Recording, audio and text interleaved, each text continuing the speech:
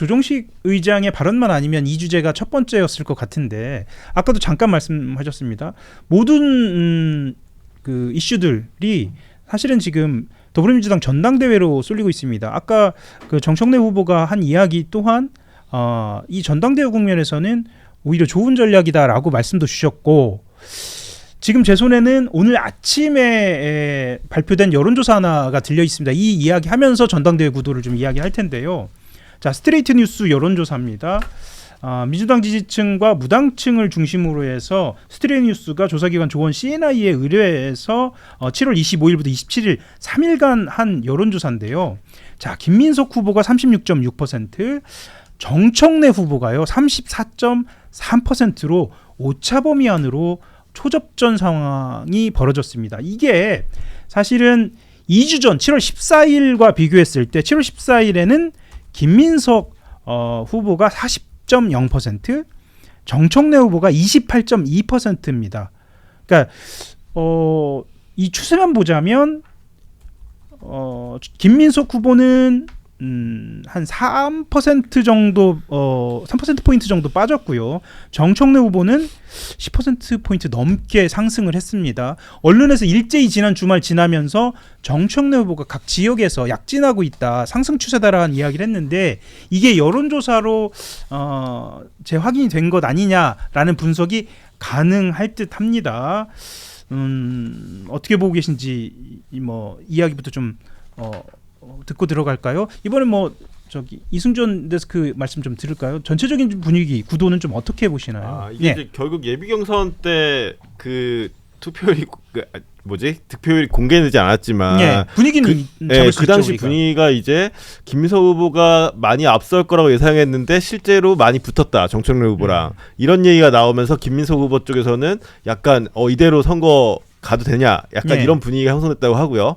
오히려 이제 정청래 후보 쪽에서 그때 많이 좁혔기 때문에 그럼 우리가 치고 나갈 수 있다, 이런 분위기는 형성됐다고 해요. 그게 이제 오늘 여론조사에서도 그대로 드러난 것 같고, 어제 보면 캠프 분위기만 이야기를 듣자면 과반도 간다, 이 추세면 이런 얘기도 나왔다고 그래요. 정청래 후보 쪽에서는 그런 얘기도 지금 하고 있죠. 기자들이 하고 있는 상황이고, 그러다 보니까 이제 그 예비 경선 이후에 약간 그 후보들 간에 지금 선거 캠페인도 약간 좀 변화하고 있는 것 같긴 해요.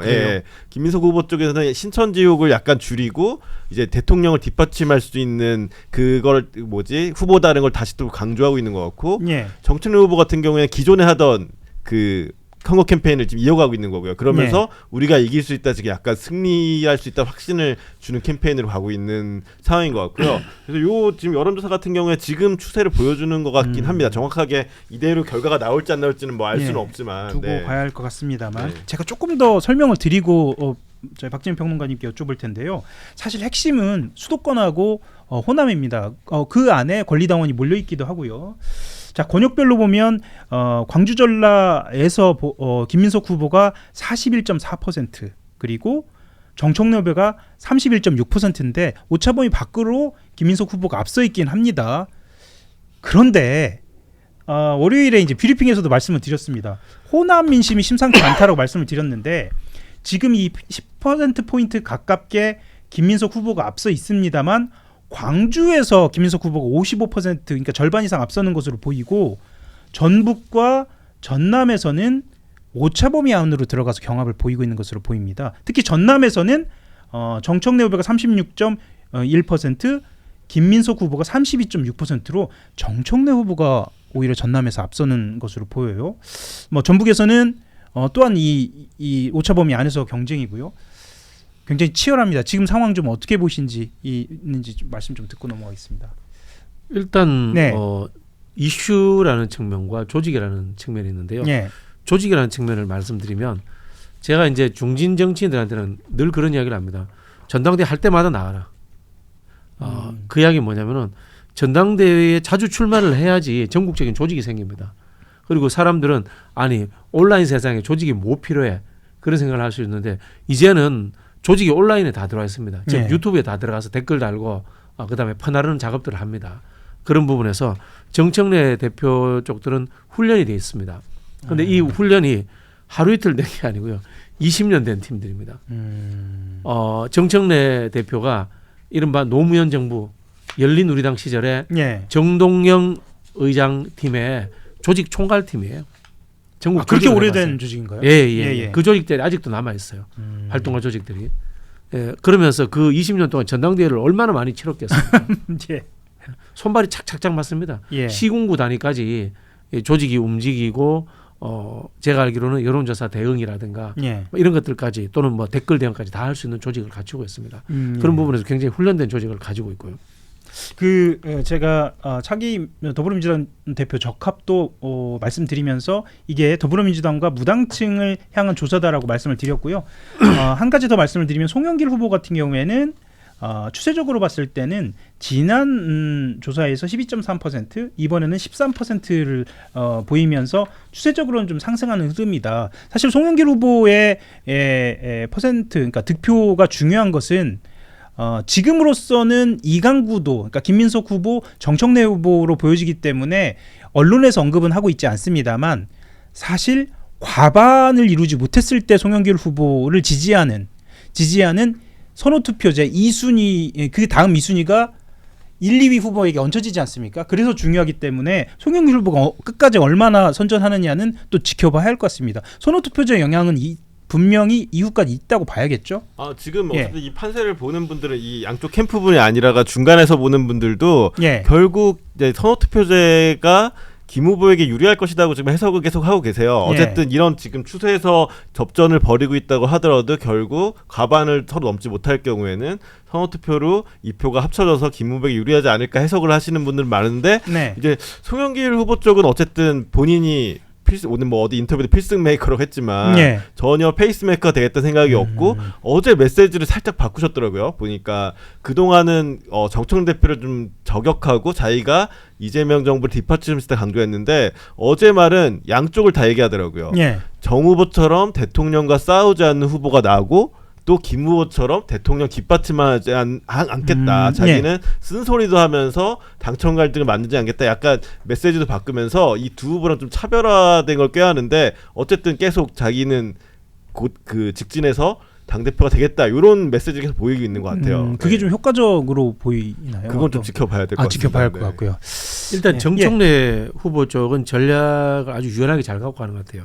애초에는 동정론이었단 말이에요. 그런데 지금은 갑자기 대세론으로 간단 말이에요. 그 이야기는 여론조사가 상승한다는 뜻도 있고 2순위 투표자를 잡기 위해서는 대세론이 더 필요한 거죠. 2순위 우리가 이제 선호의 강도를 이야기할 때 선호가 약한 분들은 동정론보다는 대세론에 더 따라갑니다. 그런 흐름을 만들려고 했던 거고요. 아까 제가 조직 이야기했습니다만 이슈와 그다음에 후보가 가진 환경을 분석해 보면은 정청래의 상승세가 분석이 됩니다. 일단 첫 번째 이슈 문제에서 김민석 그 후보 쪽에서는 결국은 친명 대 친청의 대결 구조를 잘 만들어 가야 돼요. 근데 중간이 신천지 문제. 그다음에 이거는 좀 장점이면서도 이슈를 흐린 측면이 있는데 김민석 후보가 가지고 있는 정책적인 장점, 그다음에 국정 비전의 장점이 있어요. 이걸 후보는 자랑하고 싶어. 그렇죠. 그런 열망이 있죠. 열망이 있죠. 그걸 한 며칠 자랑했단 말이에요. 그리고 신천지도 사실은 본인이 갖고 있는 정보력이라든가 전체 판을 읽어내는 능력이에요. 근데 그걸 자랑하고 싶었던 거예요. 근데 솔직히 말씀드리면은 제가 며칠 전에도 이런 표현 들었는데 사무라이들은 민생 경제에 별 관심이 없어요. 무릎 뜯고 싸우는 게 더 재밌는 거야. 거기에서 살짝 프레임에서 이탈해 버렸어요. 친명 대 친청구도 대통령 공격하는 거야. 이거 세게 계속 가서야 되는데 거기에서 물러섬으로써 프레임이 살짝 헝클어진 거예요. 이 틈을 정청래 후보 쪽이 파고 들어왔다. 그런 측면이 있고 그다음에 후보의 환경 문제인데 호남에서 그거 아세요? 전북이 전남보다 당원 훨씬 많은 거. 그러니까 그게 의외죠. 그다음에 전북 당원과 전남 당원에 오랜 차이가 있습니다. 전북 당원이 물론 이제 우리 당이 친 DJ 하다가 친노로 넘어오고 친명으로 넘어옵니다. 그렇죠. 넘어옵니다만은 친 DJ 정서가 가장 약해지면서 확 슬려서 친노가 되었던 지역이 어딘가면 전북이에요. 그 증거가 어디에 있냐면은 2006년 지방선거에서 광주 전남을 구민주당이 석권을 합니다. 근데 전북은 열린우리당 친노계가 먹어요. 그렇죠. 한 번도 전북에서 친노계가 뺏겨본 적이 없어요. 맞습니다. 다수파를. 이 전북에 갖고 있는 이 정서가 있어요. 근데 김민석 후보가 친노계에 들어가는데 발목이 잡혀 있는 게 있잖아요, 그죠? 그래서 정청래 후보가 2002년 얘기를 또 계속 또 합니다. 하는 거예요. 예. 또 하는 거예요. 예. 자, 그러면은 김민석 후보는 이거를 대응하는 방법 두 가지가 있습니다. 회피 또는 정면 돌파 아니면 이슈 전환 이런 건데요. 지금 이슈 전환은 실패했어요. 예. 신천지 이야기 꺼내고 그다음에 아까 말씀드린 것처럼 본인의 국정 자질 능력 꺼냈는데 이게 실패했어요. 그러면 회피가 되느냐? 회피가 안 돼요. 정면 돌파해야 돼요. 더 크게 해야 돼요. 예. 지난번에 노무현 대통령 산소 가시고 그 당시 상황에 해석을 하고 곽상은 의원이 거기에 대해서 좀 호응을 해줬단 말이에요. 예. 이 정도 되면 뭐 해야 되냐? 권양중 여사 찾아가야 돼요. 그 카드는 아직 남아 있군요. 네네. 예. 그리고 친노들의 지지를 얻어내야 돼요.